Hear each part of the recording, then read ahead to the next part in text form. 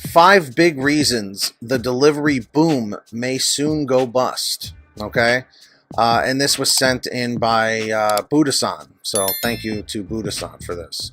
When lockdown restrictions forced the closure of dining rooms around the country, it seemed like a gold rush for big delivery. The collection of app-based delivery services like DoorDash, GrubHub, Seamless, and others that act as third parties to connect hungry users with restaurants. Restaurant owners desperate for revenue had no choice but to turn to them. Customers stuck at home went from standing in line to ordering online. The act even took on something like a moral imperative, as customers were told delivery could save the industry. In reality, what looked like a delivery boom now seems more like a delivery bust in disguise. DoorDash and GrubHub both owned up to losing $155.9 million and $145 million respectively last year.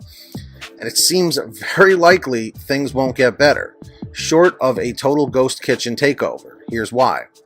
Growth probably isn't as big as it seems. Last year, the major delivery platforms experienced major growth.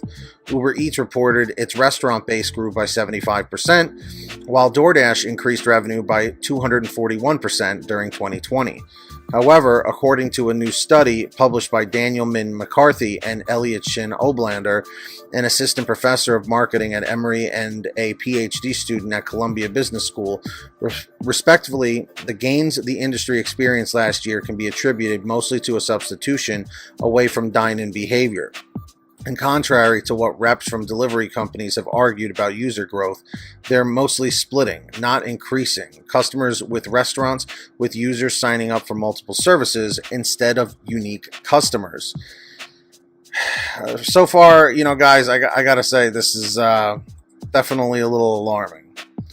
According to McCarthy and Oblander, who looked at credit card geolocation and restaurant data collected from Earnest Research, Yipit Data, and SafeGraph, the pandemic created an estimated $19.3 billion in revenue for delivery companies. This accounted for roughly 70% of growth. As the Wall Street Journal noted, while sales did grow by 122% last year, if the pandemic hadn't kept people from dining in restaurants, the number would have been just 38%. Furthermore, McCarthy and Oblander write, the growth in the past year represented a U-turn. Pre-pandemic, customer acquisition was falling, as was order frequency, and growth was stalling. It stands to reason, then, that as diners are allowed to return to restaurants without restrictions, sales may drop sharply. On the delivery platforms, McCarthy and Oblander believe the growth experienced by the platforms in 2020 is not going to last. We just kind of imagine it would be what we just saw last year, but in reverse, McCarthy says. Still, the authors offer to caveat that delivery companies may benefit from some behavioral changes, including an increase in both long-term remote work and consumers who have gotten used to ordering delivery. I think that there's a segment of people who had never tried delivery before that now have been exposed, so you kind of pulled forward some of that demand, McCarthy says, before cautioning that delivery is not going to be viewed as some sort of a patriotic service to the country or something when we return to business as usual. Regulators are eyeing the service's most controversial tactic. For years, restaurant owners have complained about the apps listing their businesses without consent, creating fake websites that appear to be run by the businesses, and other practices critics have called predatory. Doing something about these practices may feel like a hopeless task, as just four companies, Civil Eats reported last year, control nearly the entire market. There may be some momentum nationwide to tackle these practices, which are now illegal in California as of January and may soon be illegal in Illinois, where State Senator Melinda Bush introduced the Fair Food Delivery Act, which would make these practices illegal and fine the companies over $1,000 per violation per day. It would also allow restaurants to recover damages. The bill passed through the state Senate and is awaiting a vote in the House, while similar bills have been introduced in Rhode Island and New York.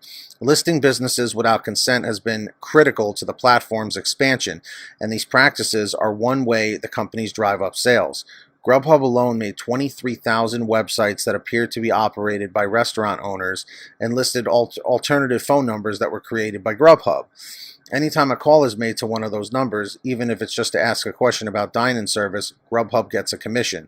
Now, I'm not sure if a lot of you guys knew about this or not, but this is a really major issue. I don't know if you guys remember a lot of these problems, but let's face it, you know, the gig economy has been bittersweet. I think we can all agree with that. Okay, it's been bittersweet, mainly for the fact that you guys know you can make your own hours. You know, you can kind of, work at your leisure. You get to call the shots on which orders you accept and all that stuff. But, on the downside, look how much money these companies are losing. Anybody who tells you these companies are doing great, they don't really know the full story. Okay. It's very sad. It's very disheartening just to see, where things started so many years ago and now where it has ended up. It's tough, man. It's definitely a very tough situation to watch unfold. Also, make sure you guys are all subscribed to my other channel, Team PTD. We're trying to get it to 1,000 subscribers. We're like 100 away, so link is in the description. Make sure to turn on that notification bell and all that stuff. Definitely go over there, watch the videos. There's more content like Pay to Drive, and I will be adding more stuff. So let me know in the comments or the chat if you're subscribed. Leave a comment saying subbed.